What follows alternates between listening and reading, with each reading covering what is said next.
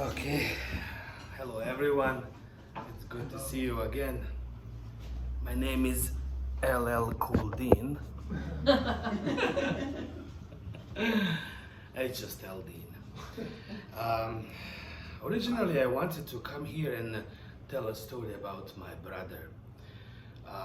And my heart was so heavy the whole day. It was a very difficult decision.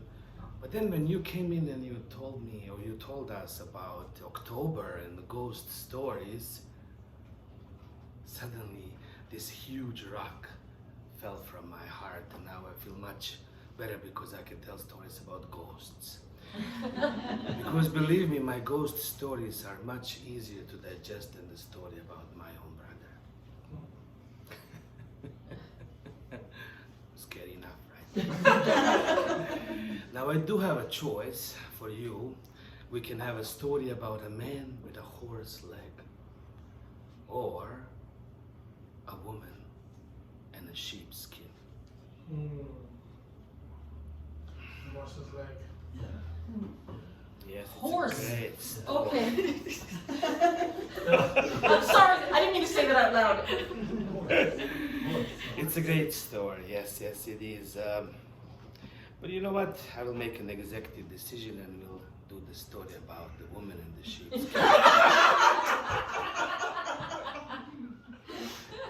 Because you can't really choose which ghost is going to visit you. That's very true. My family comes from the northwest part of what is now known as Bosnia and Herzegovina. All these borders are so artificial, we really don't recognize them. The Balkans and the world in general is just drawn by random people at random tables after several drinks. Right? My family originally comes from Croatia, I believe. Once upon a time we were Roman Catholics. We ended up being Muslims. Now we are Buddhists. So most of the Muslims in that region are actually Christians, and most of the Christians are Muslims. But it's difficult to convince them of that and tell them that, no, this is who you are. So for us to survive and to live in such beautiful area that is basically, for the Westerners we are the East, and for the Easterners we are the West. We're at the place where the East meets the West. This is the farthest the Ottoman Empire has entered Europe. We're almost to Vienna. So you can imagine we had to fight absolutely everyone. The Romans, the Habsburgs, the Germans, the Italians, ourselves. It's a very, very beautiful place, full of superstitious beliefs and religious stories that, just by growing up there, you're like scared shitless all the time, and that's before the war happens. So we all need some sort of protection. And my family, just like all the other families, has a way of protecting their offsprings. So one summer, my father decided to take me to a pilgrimage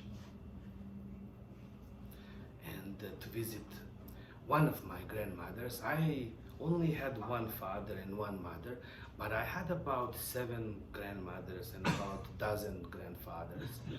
It's very, very interesting. One of my grandmothers married 4 times. She was the first communist feminist.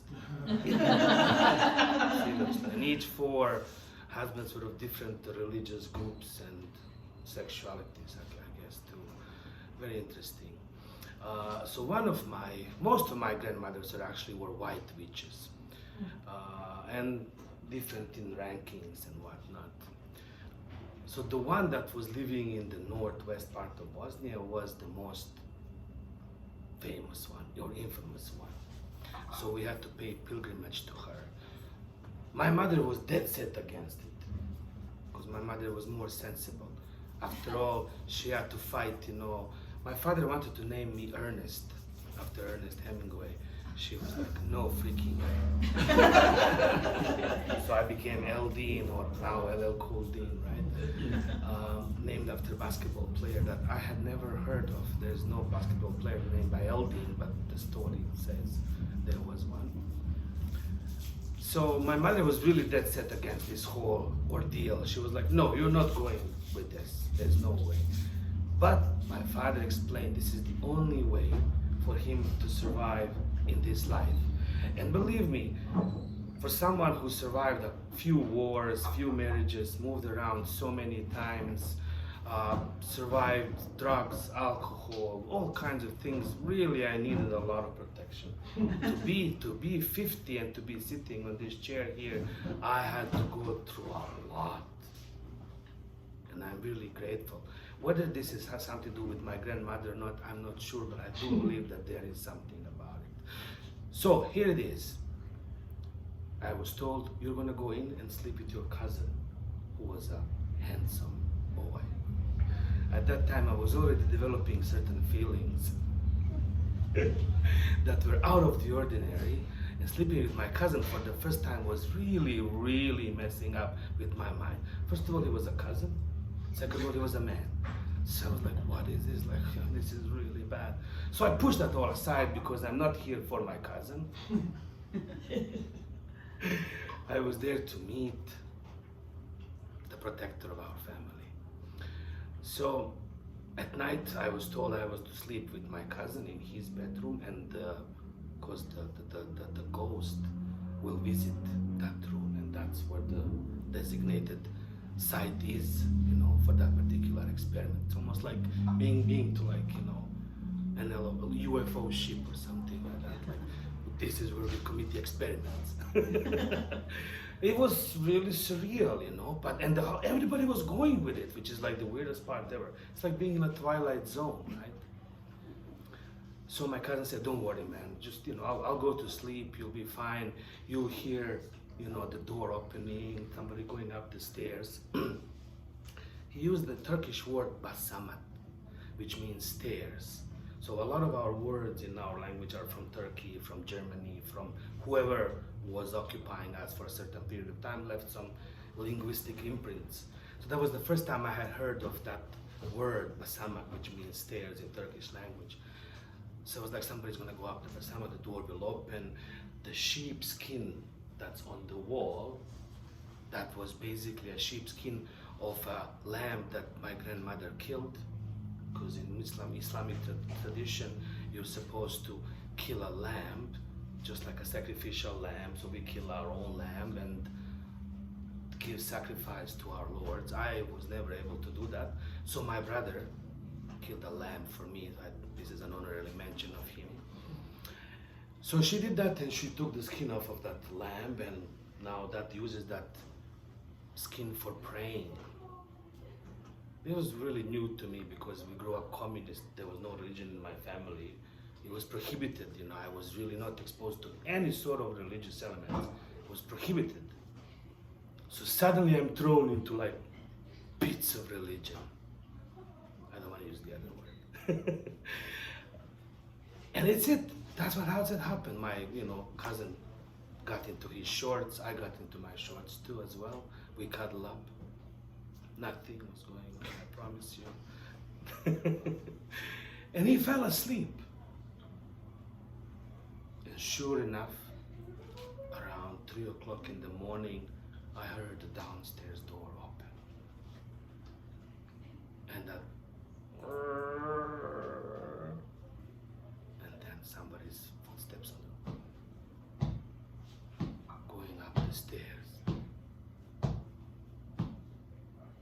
Coming to the door, and the door being pushed open with nothing standing there.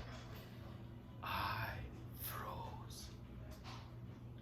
I froze 2 more times in my life.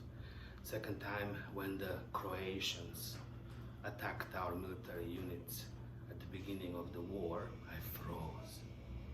I was supposed to go on duty, and I said to my friend, there's no way. Pick somebody else. So he randomly picked a different name, took one guard instead of me, because I was just frozen in bed in terror. And the third time, while making love to a Welsh woman, For some reason, she reminded me of old hag. You didn't tell her that though, right?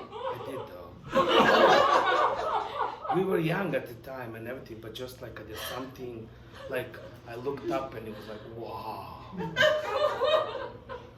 We had to, it was a coitus interruptus.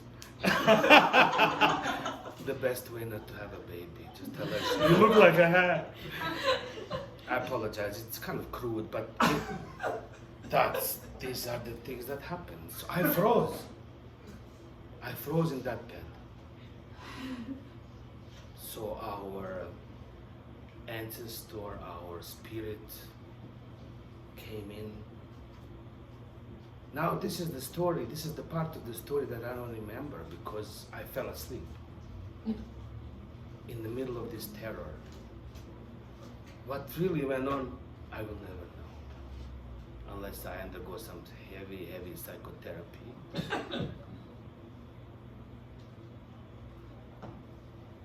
The spirit exited the room, closed the door. I only remembered that the sheep's skin or the lamb's skin that was facing the wall was turned around when the spirit exited. Finally, after a while, my grandmother came in. She said, you did well. Everything was okay. I woke up. I was there. My cousin was there. She took the skin, prayed in front of me. That was probably the first time I saw anybody praying the way Muslims do. She put the skin back and she told me, you'll be fine. When you're ready to go and when you go to sleep, you're going to put your fingers the way dead people do and fall asleep like that and you'll be taken away. So every night when I go to sleep, I make sure that my hands are never together because I was told when you're ready to go and to exit, all you got to do is put your hands like this and that'll be it. So I thank her for that. Thank you very much for listening. God bless you.